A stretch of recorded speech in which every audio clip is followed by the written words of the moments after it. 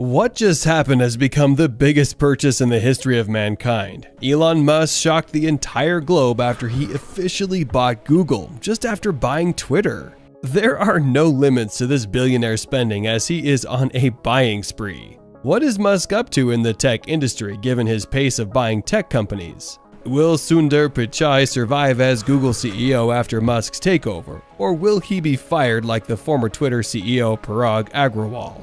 Join me today in this video where we will explore how Elon Musk has officially bought Google. Would you ever have imagined that Elon Musk could acquire Google, the largest search engine firm in the world, in your wildest fantasies? I'll bet you never did though, but let's face it, Elon Musk is often surprising us, so we ought to anticipate more from the tech guru. Thus, according to Bloomberg, LVMH Bernard Arnault has now surpassed Elon Musk to claim the title of the wealthiest man in the world. However, net worth is simply a number to this IT expert. He is far wealthier than we ever can comprehend. However, many people were taken aback by his most recent acquisition when they saw how capable he is. Elon Musk recently succeeded in purchasing and releasing the bird from a deal that brought in a staggering $44 billion. Musk took over 100% of the company, and he has been firing many people recently. He even fired the former CEO Parag Agrawal. We are all familiar with the Twitter saga and how Elon ended up purchasing it. However, with the purchase of the American microblogging social networking site, one thing is now obvious. People celebrate Elon Musk as the champion of free expression. As it stands, the internet billionaire has dramatically re-entered the business by supporting free speech and restoring the previous site prohibitions. It would also seem that one of the main reasons to buy Twitter was because he personally loved the platform. Elon Musk displayed his humor on that platform each day, entertaining millions. Elon Musk is also a hero in places other than Twitter. You can see that Musk is a hero in many different companies: Tesla, SpaceX, Neuralink, and the Boring business. These are the few that Musk has actually used. Experts and financial analysts will tell you that whatever Elon Musk touches instantly turns to gold if you ask them. Just one of the fortunate firms that benefit from his enchantment will be Google. Who would deny that Elon Musk is more than qualified to serve as CEO of an esteemed organization like Google? He has done it previously with Tesla and SpaceX, two of the most difficult and demanding businesses. It would be simple to use Google. For your inquisitive self, who may be wondering if Elon Musk is even capable of purchasing a corporation as huge as Google. We must, however, make everything clear. It would be wise to start by addressing that query. Google is unique compared to other businesses. This information gathering behemoth completely altered the way the world functions. You don't need many justifications to understand Google's global significance. The business was established in 1998, or a little more than 2 decades ago. Has a current net worth of more than $1 trillion.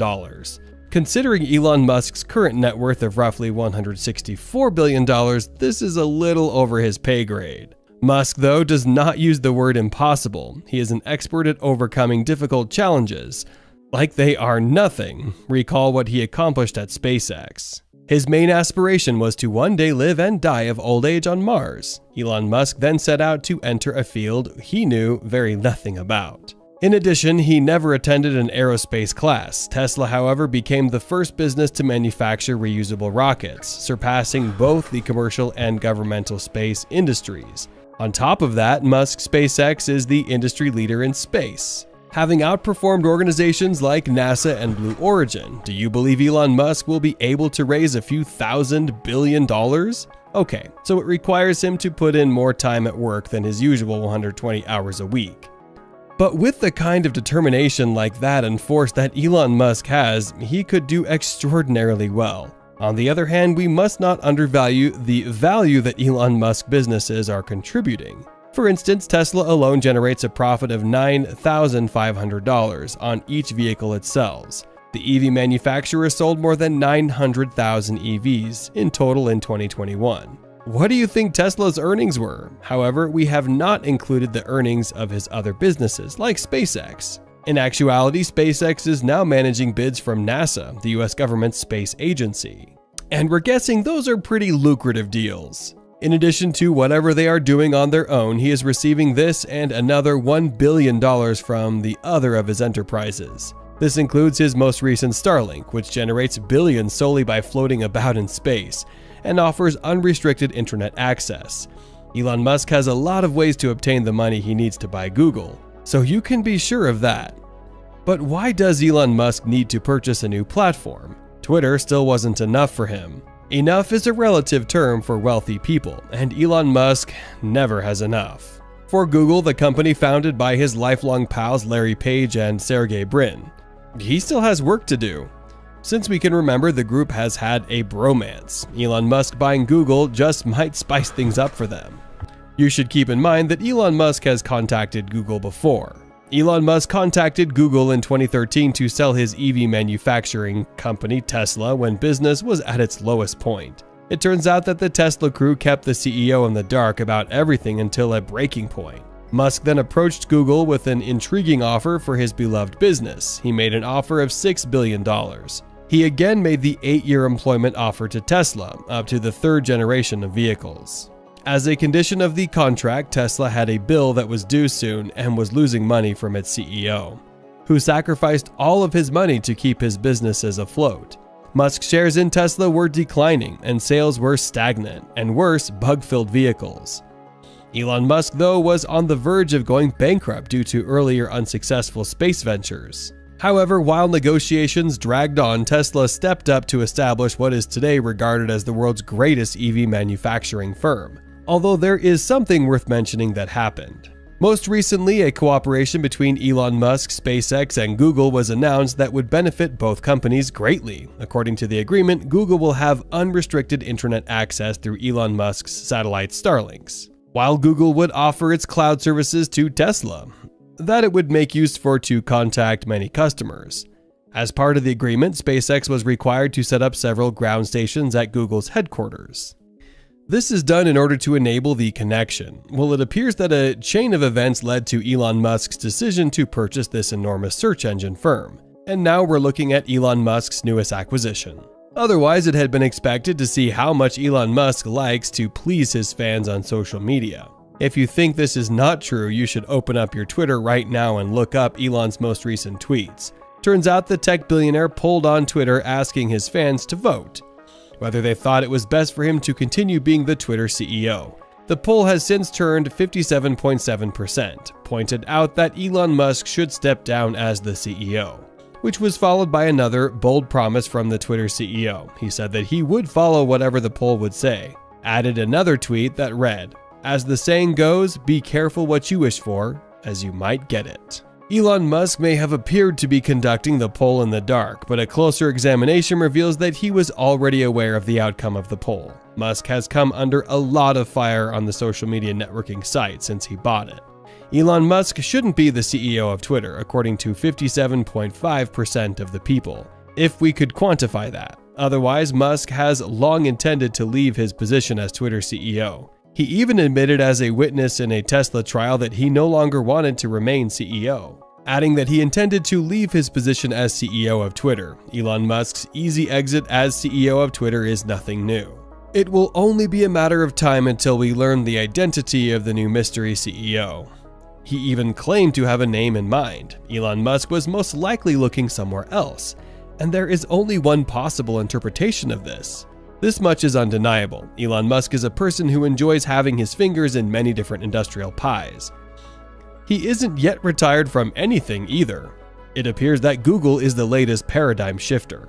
Fans of Musk appear to have anticipated his next significant movements. Harris Falconer, a fervent Musk supporter, wished Elon Musk to acquire Google, although he may have stated it in jest. Sometimes even fans' senses may pick up on something. The effect of this would later become more apparent in the future. But it appears that Elon Musk was ultimately forced to make this significant purchase by external factors to salvage Twitter, his freshly acquired firm. Elon Musk has been having many restless nights due to the platform's free speech filtering and the advertisers, particularly Google. Twitter's adoption of free speech has come under fire from a variety of groups' elites on several occasions. Musk has quite a negative reputation on his platform as a result of his blue checkmark. Of course, a few people are still on his side. This does not, however, take away from the pressure the CEO is under to improve Twitter. As if that weren't bad enough, a lot of sponsors left the platform. Even since Twitter depends on its revenue, this does little to improve Musk's situation, who is responsible for fixing the debt problem and financial hardship he discovered on the site. It's not good news for a platform that was already losing up to $3 million a day to lose over 30% of its sponsors. When the deal was made, however, the threat by Google and Apple to delist Twitter from their respective Play stores made matters considerably worse. That would be the decisive blow that caused Twitter to collapse. But Musk, being who he is, chose to take Google and engage in business ventures with a firm that has a lot of promise. Yes, Apple may be slightly ahead of Google in the rankings, however the majority of us do rather well without Apple. A world without Google, though, is essentially unimaginable. It will be advantageous for both Google and us if we have it, even in the event that Apple decides to ban Twitter from the Apple App Store.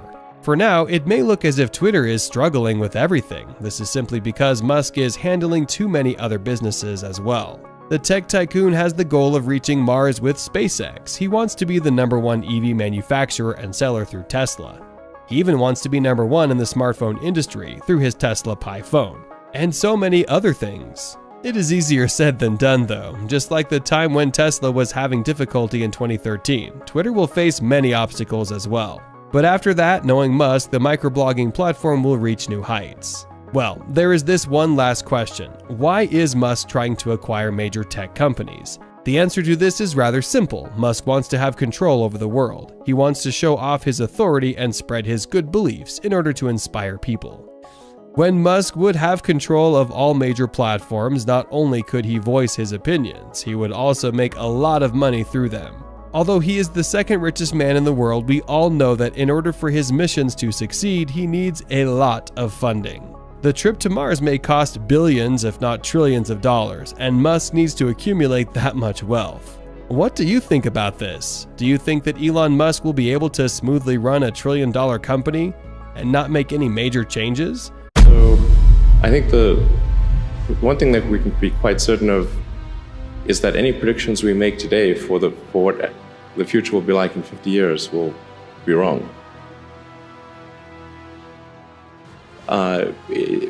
Essentially, when I was a kid, I was wondering kind of what's the meaning of life? Like, why are we here? What's it all about? And I came to the conclusion that what really matters is trying to understand the right questions to ask. And the more that we can increase the scope and scale of human consciousness, the better we are able to ask these questions. And so I think that there's certain things that are necessary to ensure that the future is good.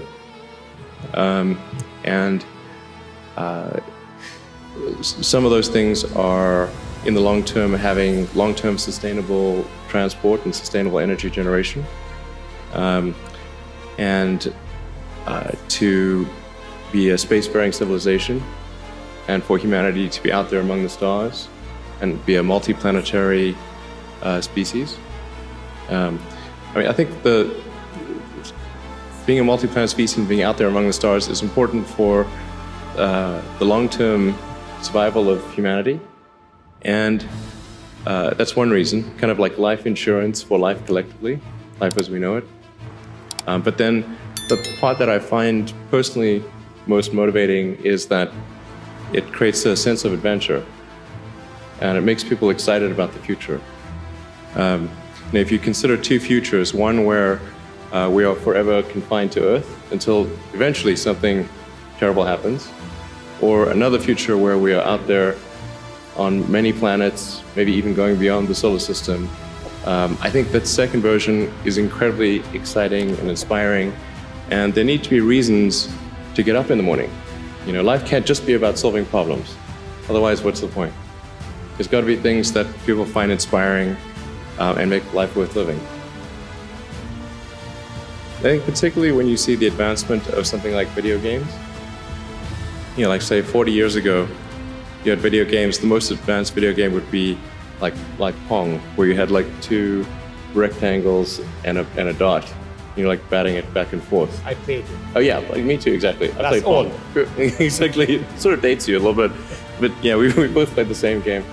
And that was like, wow, that was a pretty fun game at the time. But now you can see a video game that's photorealistic, almost photorealistic, and millions of people playing simultaneously. And you see where things are going with virtual reality and augmented reality. And if you extrapolate that out into the future with any rate of progress at all, like even 0.1% or something like that a year, then eventually those games will be indistinguishable from reality. They'll be so realistic, you will not be able to tell the difference between that game and the reality as we know it. And then it seems like, well, how do we know that that didn't happen in the past and that we're not in one of those games ourselves? It's been incredibly difficult to predict these things in the past, even the relatively recent past.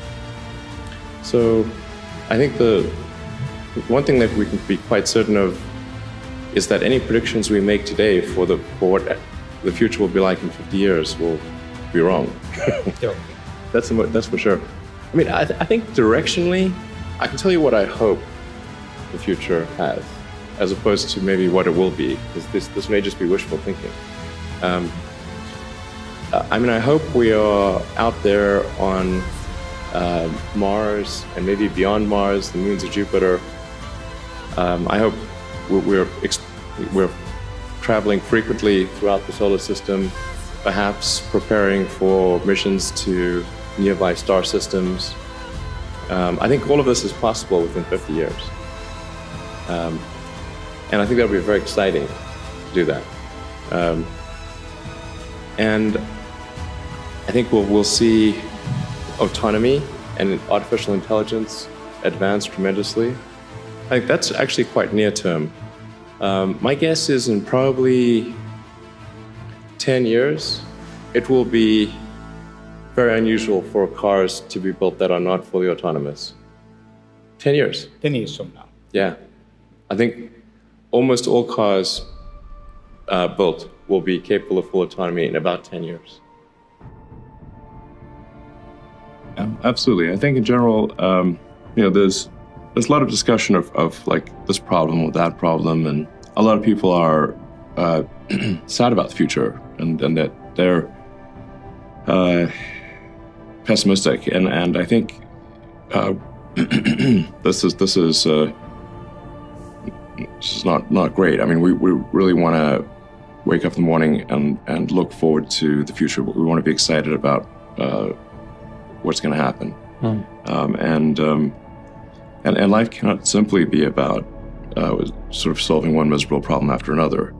So if you look forward 30 years, this year, the year 2050 has been labeled by scientists as this kind of almost like this doomsday deadline on climate. There's a consensus of scientists, a large consensus of scientists who believe that if we haven't completely eliminated greenhouse gases or offset them completely by 2050, effectively we're inviting climate catastrophe. Do you believe there is a pathway to avoid that catastrophe, and what would it look like? Yeah. So I am not one of the doomsday people, which may surprise. I actually think we're on a good path. But at the same time, I want us to caution against complacency. So long as we are not complacent, as long as we have a high sense of urgency about moving towards a sustainable energy economy, then I think things will be fine. So I can't emphasize that enough. So long as we push hard and are not complacent, the future's going to be great. Don't worry about it. I mean, worry about it, but if you worry about it, ironically, it will be a self-unfulfilling prophecy. There are three elements to a sustainable energy future. One is obviously sustainable energy generation, which is primarily wind and solar. There's also hydro, geothermal. I'm actually pro-nuclear. I think nuclear is fine. But it's going to be primarily solar and wind as the primary generators of energy. The second part is you need batteries to store the solar and wind energy because the sun doesn't shine all the time, the wind doesn't blow all the time. So you need a lot of stationary battery packs. And then you need electric transport. So electric cars, electric planes, boats. And then ultimately, it's not really possible to make electric rockets, but you can make the propellant used in rockets using sustainable energy. Right. So ultimately, we can have a fully sustainable energy economy, and it's those three things: solar, wind, stationary battery pack, electric vehicles. So then, what are the limiting factors on progress? The limiting factor really will be battery cell production.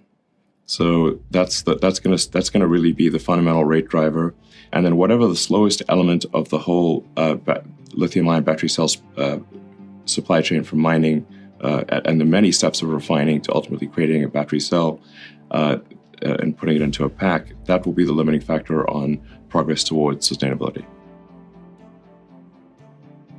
People should be optimistic about the future. Humanity will solve sustainable energy. It will happen. If we are, continue to push hard, the future is bright and good from an energy standpoint. And then it will be possible to also use that energy to do carbon sequestration. It takes a lot of energy to pull carbon out of the atmosphere, because in putting it in the atmosphere, it releases energy. So now, Right. Obviously, in order to pull it out, you need to use a lot of energy. But if you've got a lot of sustainable energy from wind and solar, you can actually sequester carbon, so you can reverse the CO2 parts per million of the atmosphere and oceans. And also, you can really have as much fresh water as you want. Earth is mostly water. We should call Earth water. It's 70% water by surface area. Now, most of that's seawater, but it's like we just happen to be on the bit that's land. Right. And with energy, you can turn seawater into yes, irrigating water or yes, whatever water. absolutely. You need. Yeah. At very low cost. Things will be good. Things will be good. Yes. It will be a world of abundance. The only scarcity that will exist in the future is that which we decide to create ourselves as humans. Okay, so AI is allowing us to imagine a differently powered economy that will create this abundance. What are you most worried about going wrong? Well, like I said, AI and robotics will bring out what might be termed the age of abundance. Other people have used this word. And that this is my prediction. Will be an age of abundance for everyone. I guess there's the dangers would be the artificial general intelligence or digital superintelligence decouples from a collective human will and goes in a direction that for some reason we don't like, whatever direction it might go. That's sort of the idea behind Neuralink is to try to more tightly couple collective human will to digital superintelligence, and also along the way solve a lot of brain injuries and spinal injuries and that kind of thing. So even if it doesn't succeed in the greater goal, I think it will succeed in the goal of alleviating brain and spine damage.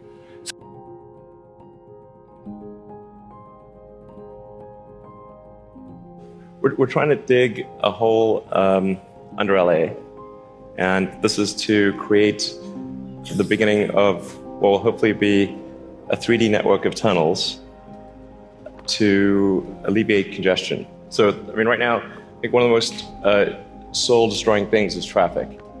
It affects people in every part of the world. It takes away so much of your life, and it's horrible. It's particularly horrible in LA. And I think you've brought with you the first visualization that's been shown of this. Can I show this? Yeah, absolutely. So this is the first time, we're just to sort of show what we're talking about. So there are a couple of key things that are important in having a 3D tunnel network. First of all, you have to be able to integrate the entrance and exit of the tunnel seamlessly into the fabric of the city.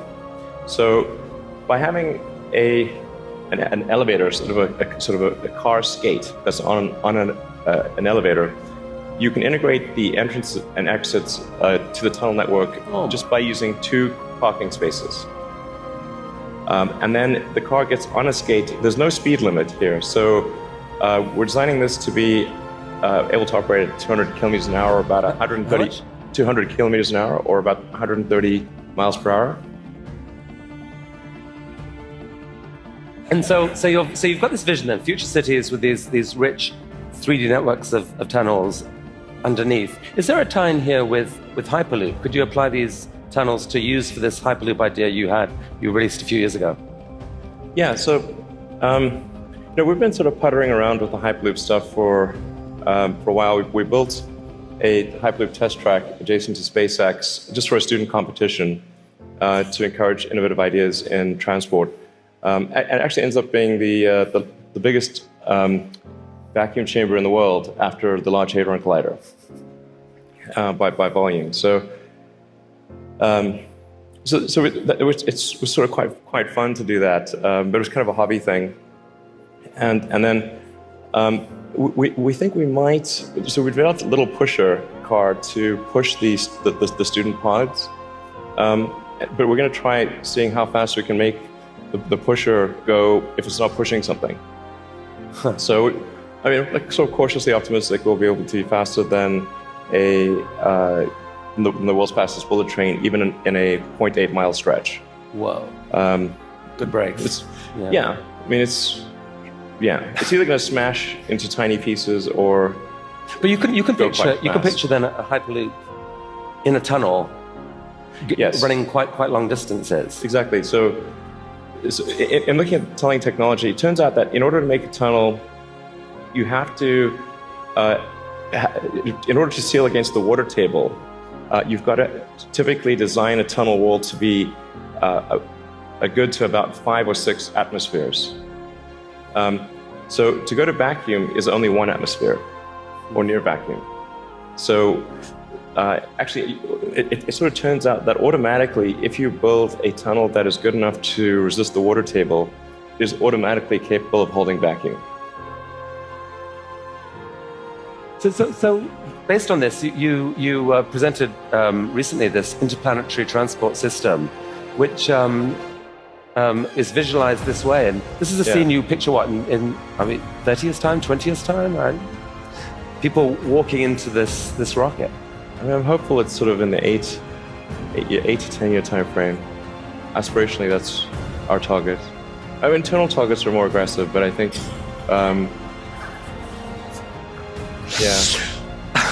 Okay. So this vehicle seems quite large, and is large by comparison with other rockets. I think the future spacecraft will make this look like a rowboat. I mean, this is the future spaceships will be truly enormous. Yeah, I think it's important to have a future that is inspiring and appealing. I mean, I just think that there have to be reasons that you get up in the morning and you want to live. Like, why do you want to live? What's the point? What inspires you? What do you love about the future? And if we're not out there, if the future does not include being out there among the stars and being a multi-planet species, I find that it's incredibly depressing if that's not the future that we're going to have.